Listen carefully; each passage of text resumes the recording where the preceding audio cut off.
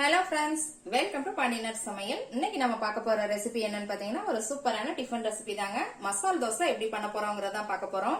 வாங்க இதை எப்படி டேஸ்டியா சூப்பரா பண்ணலாங்கிறத பாத்துடலாம். இப்போ நான் கேஸ்ல ஒரு கடாய் வச்சிருக்கிறேங்க. அதுல 2ல இருந்து 3 ஸ்பூன் பக்கம் எண்ணெய் விட்டுக்கோங்க. எண்ணெய் சூடானதும் 1 டீஸ்பூன் கடுகு, 1 டீஸ்பூன் உளுத்தம்பருப்பு, 1 டீஸ்பூன் கடலைப்பருப்பு. இப்ப இந்த கடுகு உளுந்தம்பருப்புலாம் நல்லா பொரியட்டும். இந்த கடுகு உளுந்தம்பருப்பு பொரியறதுக்கு முன்னாடி ஒரு சின்ன மசாலா ரெடி பண்ணிடலாம். அதுக்கு 3 பல் பூண்டு, 3 பச்சை மிளகாய், 1 துண்டு இஞ்சி.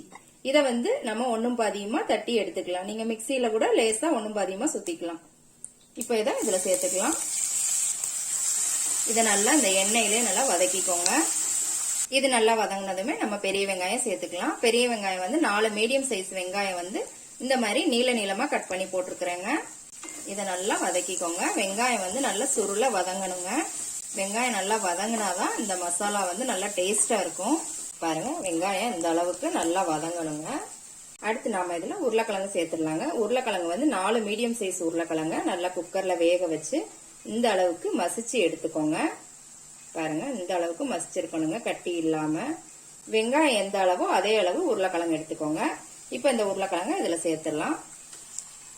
இதையும் நல்லா மிக்ஸ் பண்ணி விட்டுக்கோங்க. இப்ப இதுக்கு தேவையான அளவு உப்பு போட்டுக்கலாம்.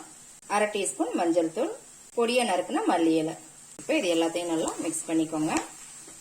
இப்ப இதோட கொஞ்சம் தண்ணி சேர்த்துக்கலாம். நல்லா மிக்ஸ் பண்ணி விட்டுட்டு இது நல்லா கொதிக்கணுங்க. கொதிச்சு ட்ரை ஆகணும்.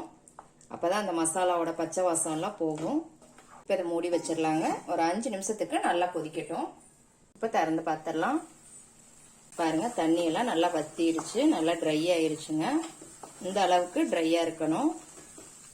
அவ்வளவுதாங்க. இப்ப இதை ஒரு பவுல்ல மாத்திரலாம்.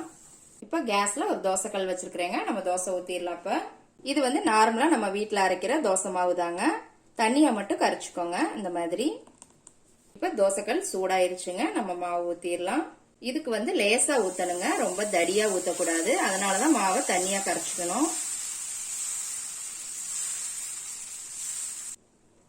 இப்ப கொஞ்சம் எண்ணெய் ஊத்திக்கோங்க. மேல எண்ணெய் அல்லது நெய், உங்களுக்கு எது விருப்பமோ அதை ஊத்திக்கலாம். எண்ணெய் ஊத்துனதுமே மீடியம் ஃப்ளேம்ல வச்சுக்கோங்க. பாருங்க, நல்லா முருகலா வர ஆரம்பிச்சிருச்சு. இந்த ஸ்டேஜ்ல கேஸ் சிம்ல வச்சுக்கோங்க. வச்சுட்டு ஒரு பாதியில இந்த மசாலாவை வச்சுக்கோங்க.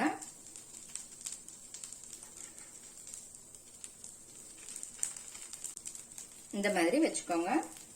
இப்ப நம்ம இதை மடிச்சிடலாம். பாருங்க எவ்வளவு மொறு மொறுன்னு சூப்பரா வந்திருக்குதுன்னு.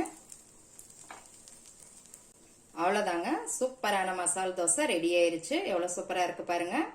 எப்படி இருக்குன்னு செஞ்சு பார்த்துட்டு கமெண்ட்ல போடுங்க. லைக் பண்ணுங்க, ஷேர் பண்ணுங்க, சப்ஸ்கிரைப் பண்ணுங்க. கூடவே பெல் ஐகான் பட்டனை அமுக்குங்க. மறுபடியும் வேற ஒரு ரெசிபியோட சந்திக்கலாம் ஃப்ரெண்ட்ஸ்.